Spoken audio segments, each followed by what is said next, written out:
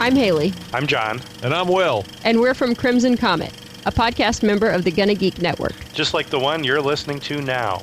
The opinions expressed are those of the individual host. Check out other podcasts at GonnaGeekNetwork.com. And get ready, because geekiness begins in 3, 2, 1. This is it. The part of your week where you get to put your headphones on, relax, and listen to a bunch of geeks geek out about geeky things. They're passionate. Did you know Magic Mike XXL is actually on the top 25 list of this year's best movie? They're witty. He loves him some Katy Perry because she kissed a girl and she liked it. They're crazy. I like Nickelback personally, but, I'm the fuddy-duddy who likes episode 1. And sometimes I leave you wondering, what the f***? I'm pretty sure that here we were starting the hashtag movement, Bring Back Slave Ferrell. Welcome to the GonnaGeek.com podcast.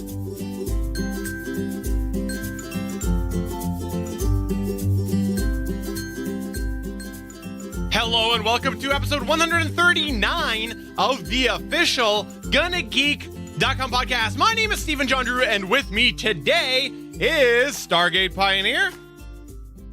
I fixed my mic stand and I'm a happy boy. Happy boy. Happy boy.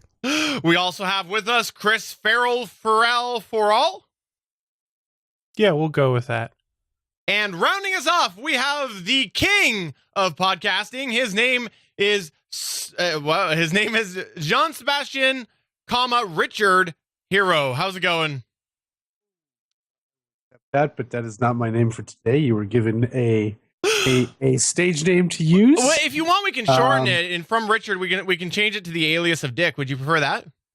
That's correct. Hashtag Dickhead. Oh, JS.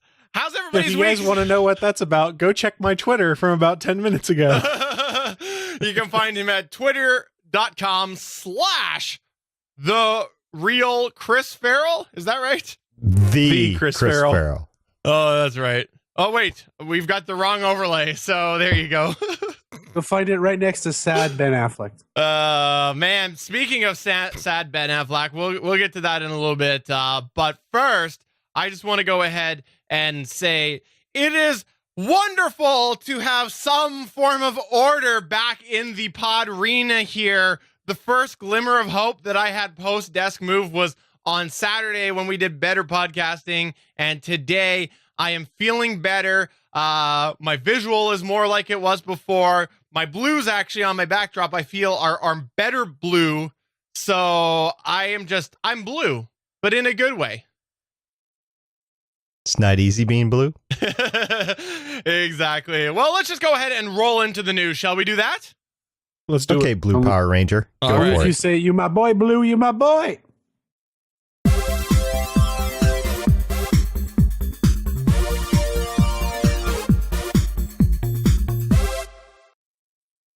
Alrighty. News this week. Let's go ahead and start off with planes going boom. Shall we do that, SP? Yeah, actually, it's boom going planes. So a Colorado startup thinks they got their handle on the next generation Concorde.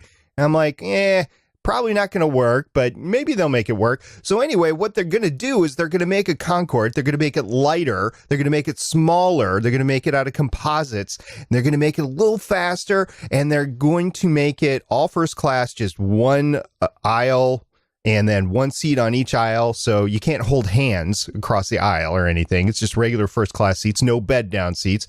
And they're saying that they can actually probably do this. So this is being backed now by British entrepreneur Richard Branson, who, of course, does Virgin Group, which is Virgin Galactic and all the other Virgin airlines that he does. And he wants them because he wants to go faster from place to place. And after the Concorde was retired, because it just wasn't economical to operate, he decided that it was just too slow to get from point A to point B.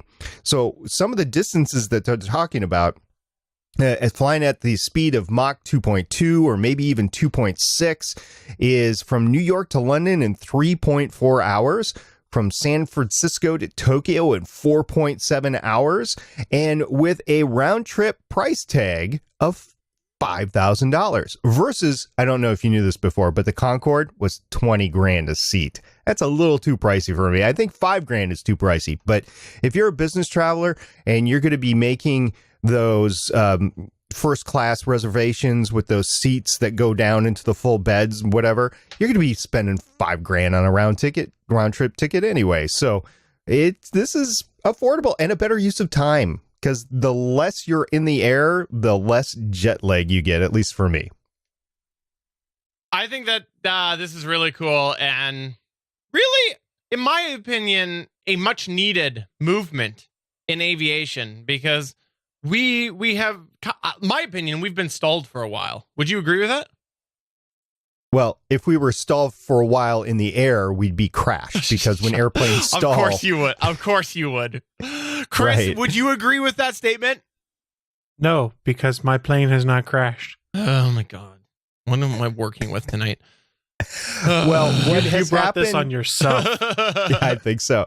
What has happened in the airline industry is they've gone for the economical transport, because people just aren't willing to pay a whole heck of a lot. So they're going for the big, huge, slower, gigantic bypass turbo fan jets. And they're doing 2 on an airplane versus 4. I know that the Boeing 747 is on its last legs, people. Yes, indeed it is. The orders are down for that. So stuff like this, it might not happen, but it is interesting to take a look at it. So they've had a couple of prototypes. The third prototype isn't slated to fly until 2017. So we'll get a better look in 2017 whether this would be a possibility to move forward or not.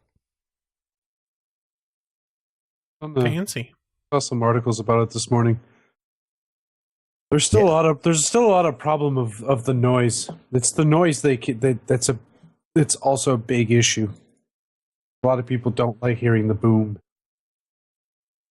That's true, but I guess That's why there was no flight, say, San Francisco to New York. They never made that flight because you can't fly over. You can't go over the sound barrier over land. People will freak the fudge out. One of the ways that they're going to get a way around that this time is they're going to fly higher. They're going to fly, I believe, at 60,000 feet. Yeah. So they also want to. They also talk about flipping the engines on the top and then shooting upwards so that the noise goes up over going down. But I mean, we'll see. We'll figure it out. I'm sure they'll figure it out. If it's feasible, yeah. I would like to fly on a plane like this. I just won't be able to afford it because I don't pay $5 grand for my airplane tickets Until you hit the lottery. If I had the money, I'd do it. I priced them out. You can get one that's made in one of those Connex trailers for 30 grand. So if I hit the lottery, I'll get in a Connex trailer delivered with a studio in it. Wait, you're going to go on Con Air? Is that what I just understood? Yes, me and Nick Cage, we're going on Con Air. It's going to be Con Air 2. I'm going to grow my hair Nick out Cage just is like directing him. Con Air 2? Awesome. Nick Cage is still alive? Don't start that rumor. He's a national treasure. Yeah, some would call him that. Some would definitely call him that. There's a knee slapper for you. I didn't realize I did it until I said it. I was like, oh, son of a gun. All right. Well, the next news point that we've got going on here is to do with Snapchat. That's right. Snapchat has announced that they are spending a metric buttload of money. Wait. People use Snapchat for more than just sending dick pics? Dick pics! Wait, are we going to have to bleep that? Because I didn't think we'd have to. No, so I don't cut think that so. out. No. What we've determined, though, is that Snapchat is spending a ton of money on an emoji company. Wow, I can't say that. That's right. They have announced that they are going to be spending $100 million for a emoji company. Is this that same company that did those annoying bit strips on Facebook? Because that's what I thought I'd read somewhere. I believe so, yes. Yes. Exactly what they're reportedly acquiring. Yeah. So Facebook is buying Snapchat?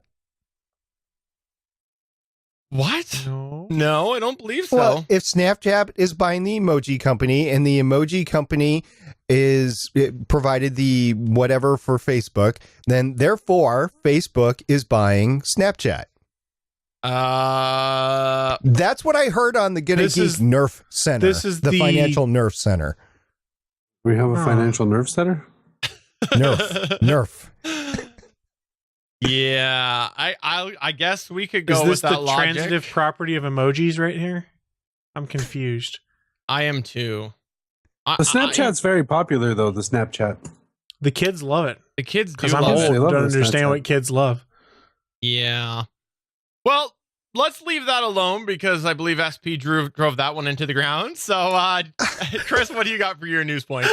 We're done with emojis? No one cares. The only good emoji is the poo emoji, guys. Let's be honest. No, seriously, They Chris. should make a Nicolas Cage emoji. Yes! It would always be Do the it. same Nicolas Cage.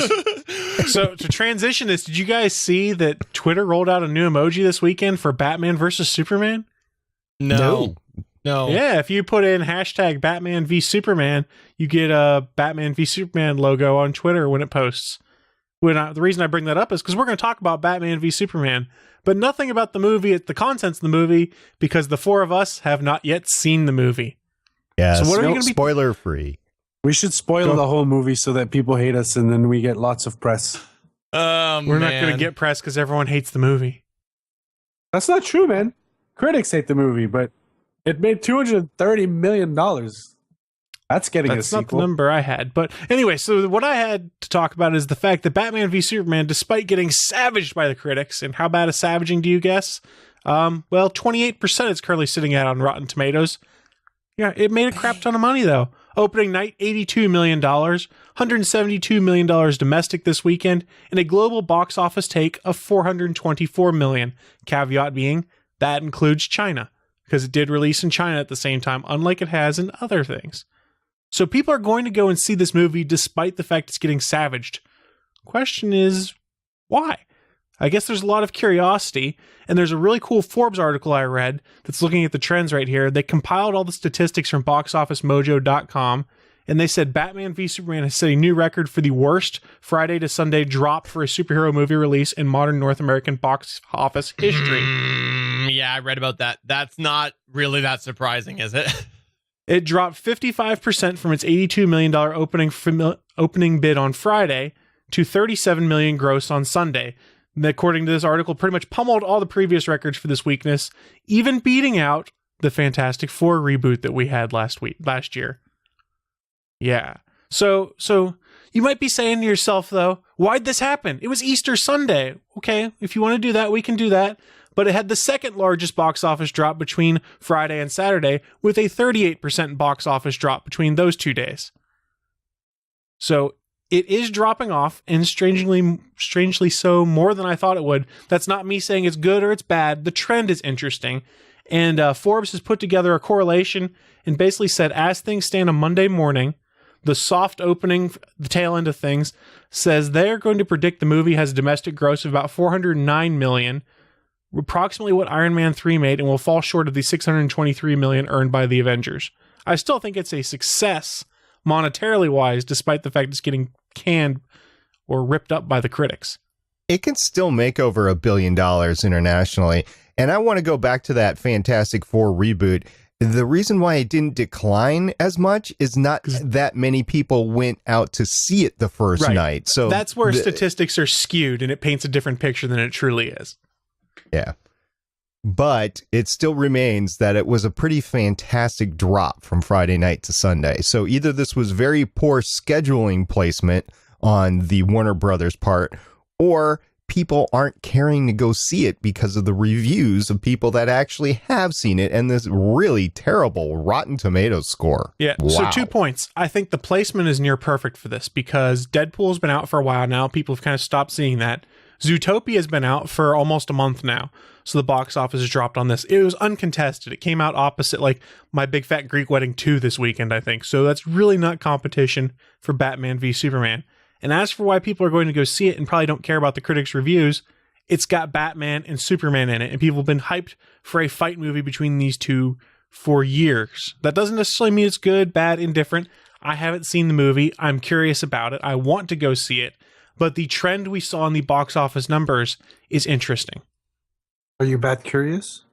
I'm bat curious. Actually, I've really heard that Batfleck was really good in this movie. I have to say, I have been amazed and quite frankly enjoying the extreme polar opposites of opinions on this film. Like, it is, I have not lying at all. I had people who, like, it was 2 comments in a row. One was like, this is unwatchable, and the other's like, it's actually really good. And it just continues like that. It's just complete opposites no matter who or what time of day it is. I just scroll through and I can find opposite opinions left, right, and center. And I went and I posted a little Facebook thing being like, hey, this is entertaining to see the difference of opinions. And everybody jumped on that thread and was like battling back and forth about whether or not it was good or trashy. And it was just like 20 replies here, 15 replies here, 15, like, it blew up. And to me, that is something that actually, whether or not financially it is successful, shows that this is a movie that people will talk about. It's divisive, and it's very interesting to see different opinions out there on Facebook. Like, we all know Steve Boyd. He used to be on the Fanboy Buzz. We did Walking the Walking Dead with him. He is a huge Superman fan. Like, he liked Man of Steel. I've gone on the record and said I didn't. He saw this movie with his girlfriend and walked out, posted on Facebook, and said it's one of the worst movies I've ever seen, which really surprised me, as Steve is a big Superman fan. And it was very interesting to watch all the comments that appeared on his Facebook post also. Very varied. Either people love it or they hate it. There is no middle ground on this movie. Yeah, and as Chris said, we have not seen it, any of us four, so we're just going to go on the record and say it's terrible, because you know, why not jump on the negativity train? No, exactly. I'm just kidding. I think our having not seen it gives a little more credence just to talk about the numbers, though, because we're not biased and saying, oh, I saw this movie, it's the worst thing I've ever seen. I haven't seen it, so I don't know for myself whether I'm going to like it or not. My guess is I'm probably not going to like it that much because I'm not a Zack Snyder fan. And some of the things I've heard about the movie, I'm going, why would they make that decision? But I want to see for myself. I'm trying to be much more fair on that front. So just to give, if we're going to talk numbers, just to give context to that, until last year, Batman was the singular earning king on comic books for marketing, for secondary toys, for that sort of thing. He was that property was the #1 money-making property in the world. It was just edged out by Spider-Man last year, which is kind of weird because, because Spider-Man is, hasn't had a really successful movie, but everybody loves him and everybody loves Batman. I mean, Batman didn't sink to the bottom or anything. It's still a strong #2, but you have this movie with Batman in it and it's not doing well. So it's like, or at least it dropped, right? So this is just first weekend. It could be like Avatar, right? It could keep on rolling with these numbers for weeks until Civil War comes out. You never know. So the real telling thing for this movie will be the box office numbers coming out of this weekend, because the people that went and saw it opening weekend were going to see it regardless of what the critics said. The people that are going to go week 2 and week 3, those are the people that were on the fence about it or just didn't have time, and will then hear word of mouth that, oh my God, it's the worst movie ever, or oh my God, I loved it so much you have to go and see it. And that's what's going to dictate the box office numbers this weekend. And I'm very curious to see what ticket sales are like this weekend. It's going to hurt too. I don't think it's going to have as many returning watchers. I don't think they'll have second, third time watchers as much. I don't know, man. I don't think it'll be as much as the Marvel movies, but half the people I see on Facebook and Twitter are like, I have to go and see it a couple more times to pick up on all the stuff I missed. And I'm sitting here, I'm going, I don't know what to believe. The opinions are just so varied. And it's not like comic book fanboys that are all universally saying, oh, I hate the movie. It's a mix. Fanboys love it. Fanboys hate it.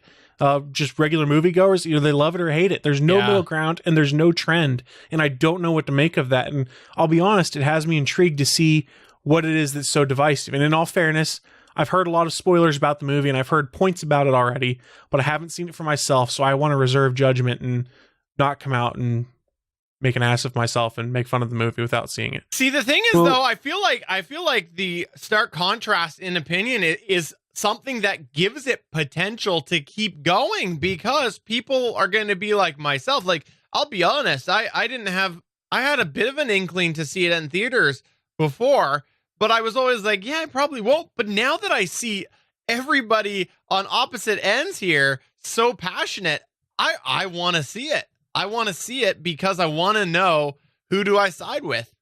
And I want to know who I side with more than I care about if I side with Cap or Iron Man. Well, that's because that's a month and a half away. Team Iron Man. Yeah. I'm just really saddened by what they've done at the end of the movie. I that was a cheap. No spoilers, please. Yeah, no spoilers. We're keeping it spoiler free tonight. Excuse me. I'm Team Wonder Woman. I've heard Supposedly she is the best steals the part show. of the movie. Yeah. And I'm happy to hear that, because I was one of those ones who was like, I don't know if this is the right role for Gal Gadot, and I will happily eat crow based off what I've seen so far. I'm like, she looks pretty damn good as Wonder Woman.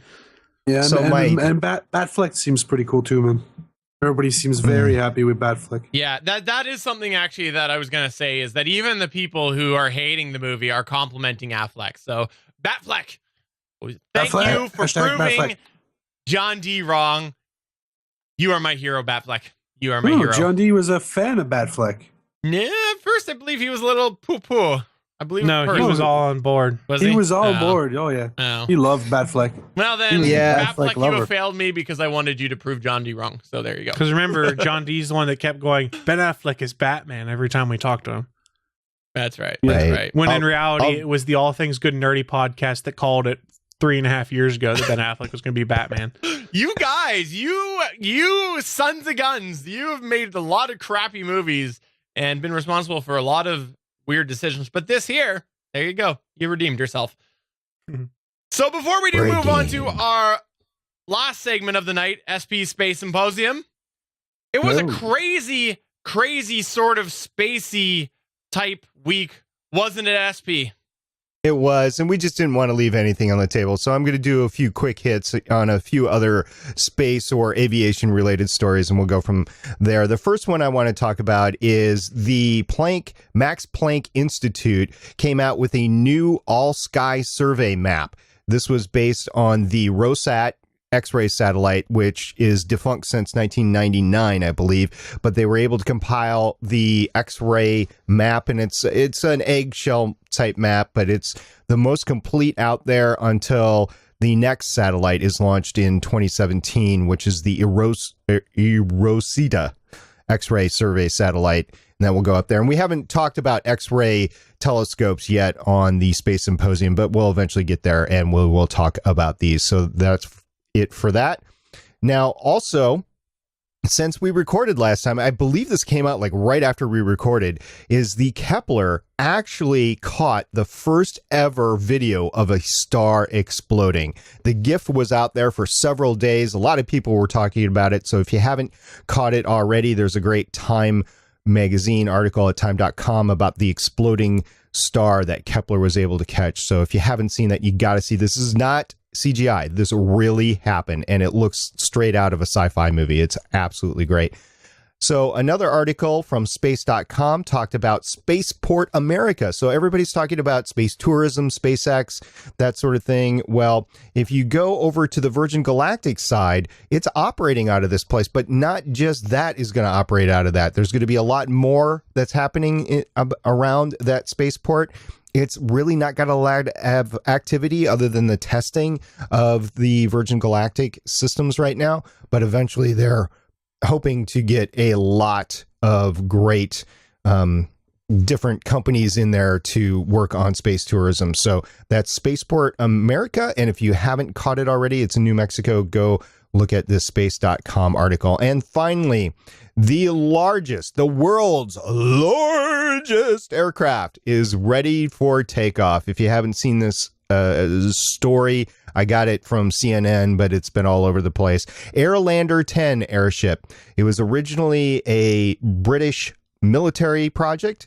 They canned it because it was too expensive, didn't do what they needed to do, but it's got a tremendous loiter time. So, hey, if you just want a vacation up in the sky for days on end, what is that B&B place? HB&B or something like that? Yeah, Airbnb. Airbnb.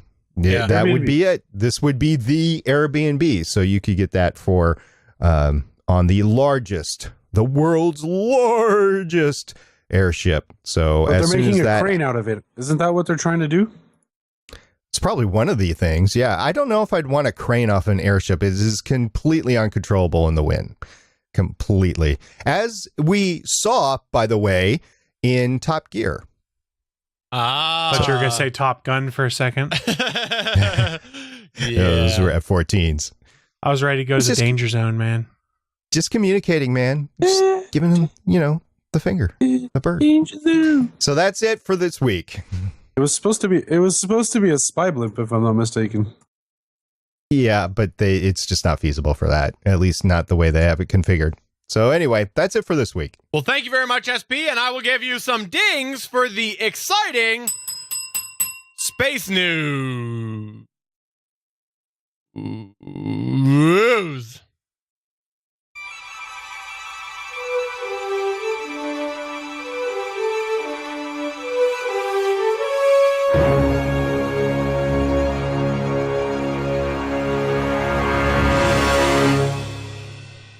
Guess who's back? Back again. SP's back. Tell a friend about SP's Space Symposium. It is another exciting chapter in the world of space. So I will turn it over to you, SP, to actually deliver your segment rather than me continue to preamble about your segment. Well, thank you very much, Stephen. And I think everybody would love to hear you preamble even more. But as you've turned it over to me, let's keep on going with this. So you have listened to me over the course of the last few months talk about different space telescopes. We're going to be continuing on that theme for a while before we get to space probes and that sort of thing.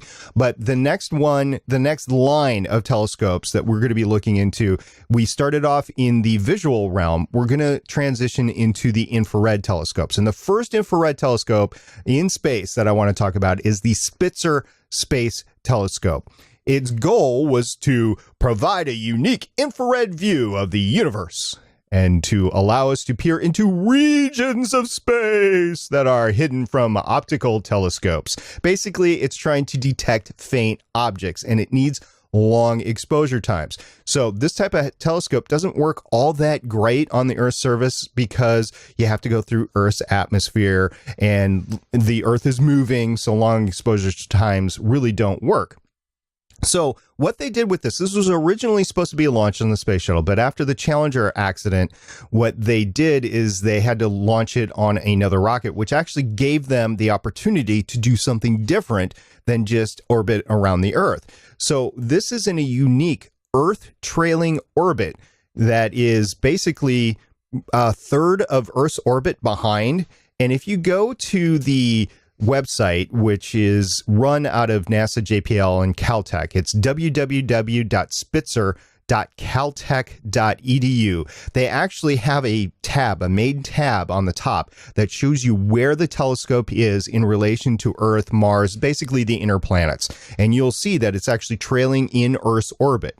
So that is pretty cool. So it gets away from the Earth, gets away from the halo of the Earth, gets away from the heat of the Earth. Then it doesn't have to worry about that, and the moon, by the way. So it was launched on August 25th, 2003. It was in service. It was only supposed to work for 2.5 years. It worked on its main instruments for 5.5 years. And the reason why it only worked that long is because because it's working in infrared, it needs cryogenically cooled liquid helium, which ultimately bubbles off as it did in 2009. So that ended, but now it's on its quote unquote warm mission, which is called the Spitzer warm mission. And it is still operating on some of its secondary instruments called the IRAC Spitzer. So Stephen, you were about to say something, sir? No, I wasn't actually, but IRAC, is that the company that makes that little device that we plug an XLR thing into? Oh, wait, that's iRig. Never mind. Sorry. My bad. That's right. Okay. And this is IRAC for IRAC. As I've talked about before, this is one of 4 of the NASA and the final of one of NASA's great observatories. The other, of course, was the Hubble, which we talked about before. And two that we haven't talked about yet is the Compton Gamma Ray Observatory and the Chandra X-ray Observatory. And it was originally named, I thought this was kind of cute, the Space Infrared Telescope Facility, or CIRTIF. And as is custom for great NASA missions, they asked the public to rename it, and they renamed it Bodie McBoatface. No. Bodie McBoatface! I like that. I like it. I'll get on board with that. That was just an homage to a failed internet naming scheme lately, but they did name it after Spitzer, who was one of the great initial infrared scientists back in the 30s and the 40s. So some of its key findings, I mean, why do we need this? What did it do for us? Well, it actually confirmed visually, or quote unquote visually, because it's infrared, the closest rocky exoplanet. So we're talking these big, huge rocky planets that the Kepler has found. So it did confirm that. And in 2005, it became the first telescope to directly capture light from basically hot Jupiters. So it did that. And the last thing I'll mention, it has very many other finds, significant finds.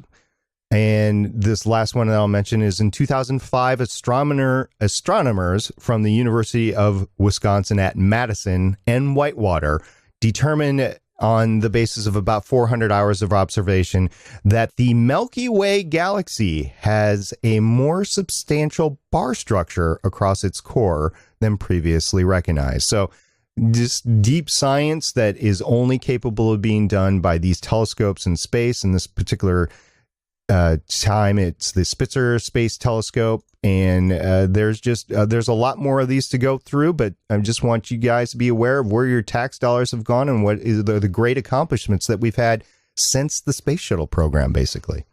That's awesome. And just in the chat, by the way, speaking of bars and bar structure. Oh, wait, that's not the same thing. We had Suncast saying that a great band name would be Hot Jupiters. So Hot there Jupiters! There you go. Would that be a good train cover band name? I thought it. Wasn't going to say it.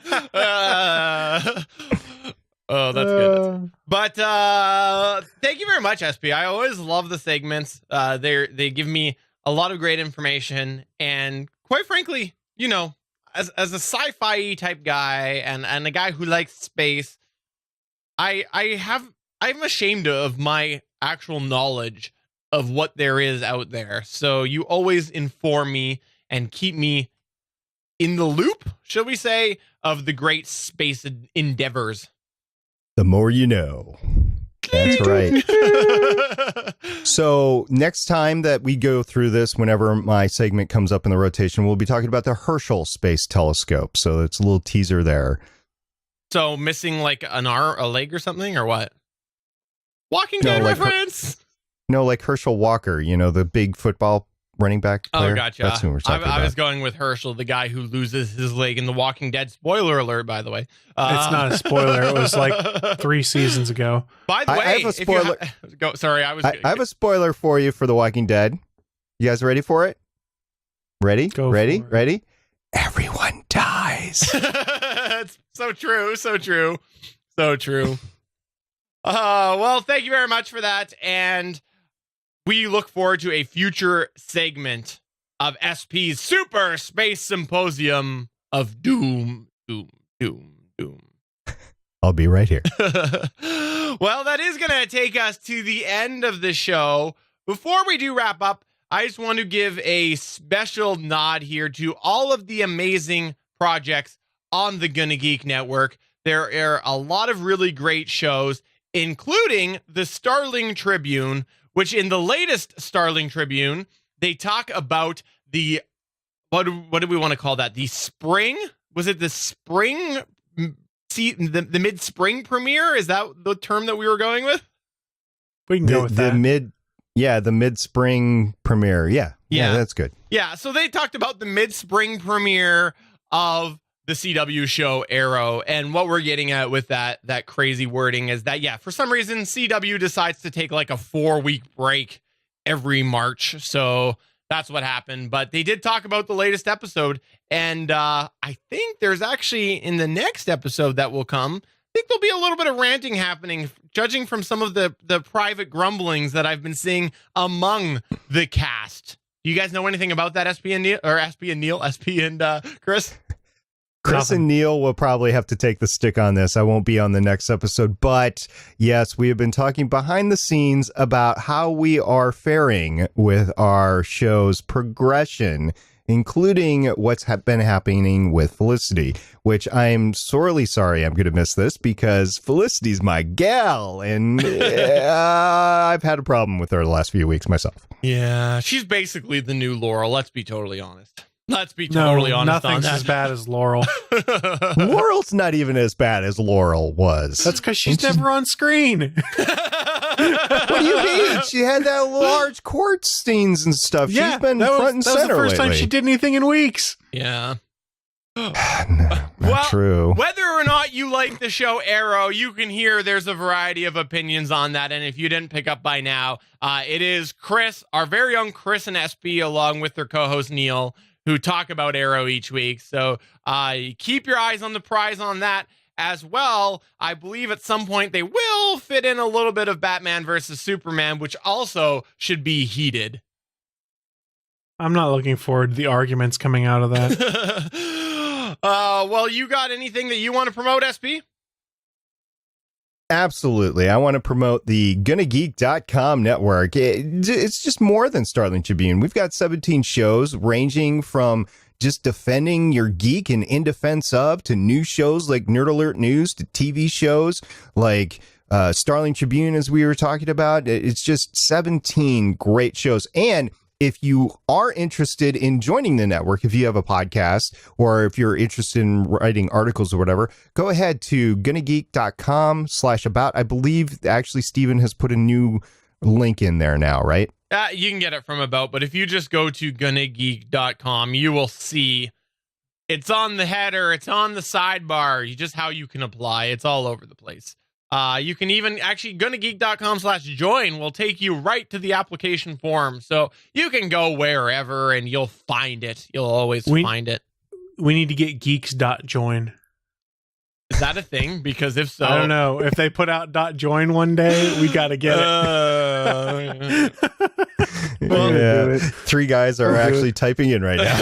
Yeah, I know. Everyone's checking right now. Well, Chris, you got anything you want to promote? I was going to promote everything SP had said. So everything SP said, just pretend I talked about it right now. JS, you must have something else to promote as well. I do. Tomorrow will be the release of Tabletopia. You guys need to check that out. So tabletopia.com. It's a digital board game manager, I believe. The best way, not manager, but it's a system to integrate board games into a digital world and you can play online. It looks really cool. I don't know if there's a subscription based one. It's not very descriptive on how the membership works, but it looks really cool. There's over 250 games already integrated into the system and it's coming out tomorrow on Steam, so check it out. Awesome. That is cool. I also have an update for you. .join does not exist as a GTLD, so we should be pretty good on that. Yet. So. Not yet, but give it some time, man. 4 years from now, someone will be listening to this podcast and they'll be like, "Oh, it's available!" and they're going to redirect it to the Going Geek network or something like that. That's funny. But that does take us to the end of episode 139 of the official GonnaGeek.com podcast. Next week, join us for the milestone of 140. No, that's not a milestone, but why not? We'll treat it that way. Why not? So for episode 139, I'm Steven Jondrew. I got a fancy coaster. I'm a rocket scientist with a fancy coaster. And I am Lord Poopyhead. And I have a remote that controls the color of my backdrop. Bye!